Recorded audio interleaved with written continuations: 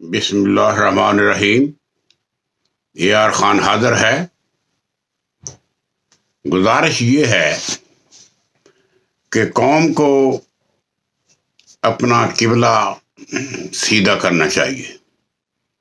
اگر آپ نے ایک قوم بننا ہے اور ایک ایسی قوم بننا ہے جس نے کہ قوموں کو گائیڈ کرنا ہے، تو اس کے لیے آپ نے کیا تیاری کی ہے؟ تیاری بہت زیادہ کرنے کی ضرورت ہے، مگر آپ لوگوں کا تو ابھی تک قبلہ بھی سیدھا نہیں۔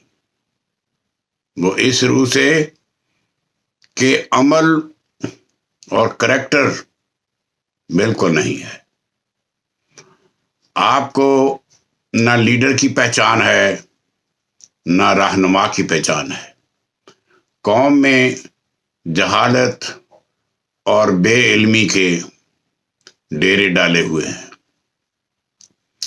اس لیے قوم کی تربیت اور اصلاح کی ضرورت ہے، جیسے کہ چین نے اپنی قوم کی تربیت کی۔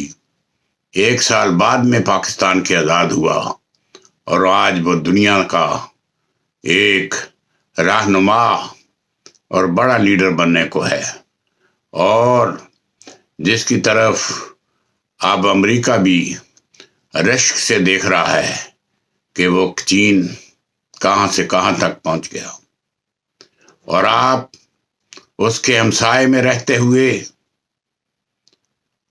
اسلام کے نعرے لگاتے ہوئے ان پستیوں میں جا گرے ہو جن پستیوں کو دیکھ کر مغرب بھی ہنس رہا ہے اور مشرق بھی ہنس رہا ہے۔ تم لوگوں نے جو لیڈر پیدا کیے، ان کو تم لوگوں نے ان کی اطاعت سے انکار کیا۔ قائد اعظم آپ کو ملے، آپ لوگوں نے، آپ کے علماء سو نے اور مذہبی جماعتوں نے ان کے ساتھ کوئی تعاون نہیں کیا۔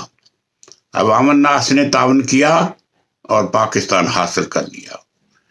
پھر 70 سال میں آپ پاکستان میں کوئی خاطر خواہ نظام نہیں لا سکے۔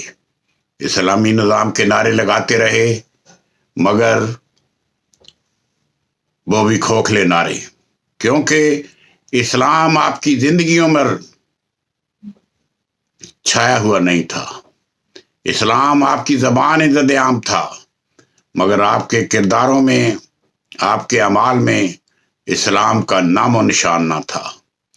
اسلام آباد شہر بنا ڈالا، مگر اسلام کو اپنے اس جسم پر تم لوگ وارد نہ کر سکے۔ علماء سو، علماء حق، بیوروکریٹ، لیڈر اور باقی طبقات نے شکم پوری کو مقدم رکھا، اپنے اپنے مسلک کو مقدم رکھا، فرقہ اور ذاتوں میں تقسیم ہو گئے۔ کوئی بلوچی بن گیا، کوئی پٹھان بن گیا، کوئی سندھی بن گیا، تو کوئی پنجابی بن گیا۔ پاکستان کو یکجہتی بالکل نہیں ملی۔ پاکستان میں کوئی نظام پنپ نہیں سکا، اور جو لیڈر بھی آیا ایوب خان کے بعد، وہ احساس کمتری کا شکار رہا۔ کوئی امریکہ کا غلام رہا، کوئی سعودیہ کا غلام رہا، اور کوئی اپنے ضمیر کا غلام، اور 70 سال میں ملک کو تباہی کے کنارے پر پہنچا دیا۔ آج ملک مقروض ہے، کشکول بردار وزیر اعظم در در بھیک مانگ رہا ہے، اور تم لوگ اپنے نشے میں مست ہو۔ کوئی حب الوطنی نہیں ہے، کوئی ایمانداری نہیں ہے، کوئی وطن پرستی نہیں ہے۔ ویمان فروشوں کا قبضہ ہے اس ملک پر، اور وطن فروشوں کا راج ہے۔ جاگیردار اور تاجر اس ملک میں اپنی من مانی کر رہے ہیں۔ وہی ایم پی اے بن رہے ہیں جن کی نسلیں پہلے دن سے ایم پی اے اور سیاست میں تھیں۔ وہی ایم این اے بن رہے ہیں جو پہلے دن سے مقتدر تھیں۔ کسی کا پوتا کام کر رہا ہے سیاسی سیاست میں، کسی کی پوتی۔ عوام الناس جو درمیانہ طبقہ تھا وہ مہنگائی کے ظلم کی چکی میں ابھی تک پس رہا ہے۔ وہ قانون اور انصاف سے دور اپنی زندگی قسم پرسی میں گزار رہا ہے۔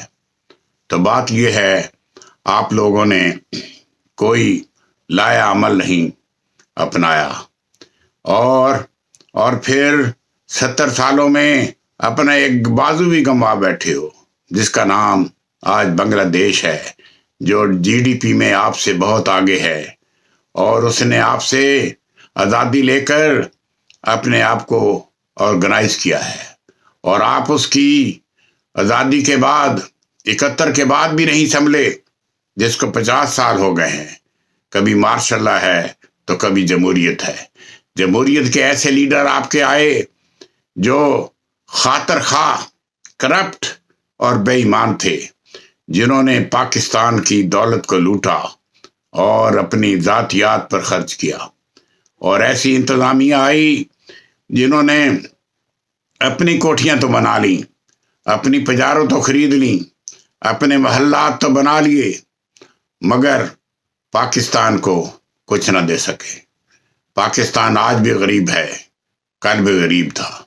آج آپ کے حکمران فرعون سے بھی زیادہ طاقتور، زرپرست، 10% زرداری اور نواز شریف اور ان کے چیلے چانٹوں نے ملک کی لاش میں سے خون کا آخری قطرہ بھی نکال لیا، مگر تب تم لوگوں کو وہ نعرے دے دیتے ہیں فرقہ پرستی کے، اسلام کے، وغیرہ وغیرہ۔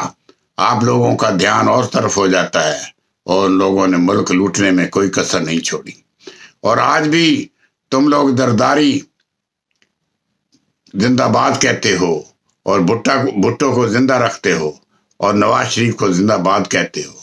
تمہیں اپنی اوقات کا پتہ نہیں، تمہیں اصل حقیقت کا پتہ نہیں کہ ہمارے ملک پاکستان سے کیا ہو رہا ہے۔ دشمن کس آنکھ سے اس کو دیکھ رہا ہے۔ آپ کے دشمن ہر طرف ہیں، انڈیا، اسرائیل، دیار مغرب، امریکہ وغیرہ وغیرہ، جن کے مفادات ہیں، اور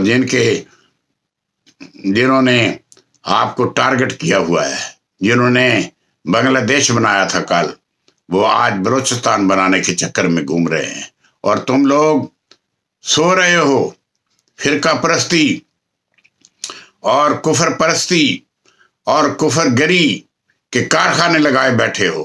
وہ کافر ہے، وہ کافر ہے، وہ کافر ہے۔ اصل میں تم سب لوگ منکر ہو حضور پاک صلی اللہ علیہ وسلم کے اسلام کے، جس پر عمل ہی نہیں ہے، صرف کلمہ گو ہو اور عمل بالکل نہیں ہے۔ دیانت کہاں ہے؟ امانت کہاں ہے؟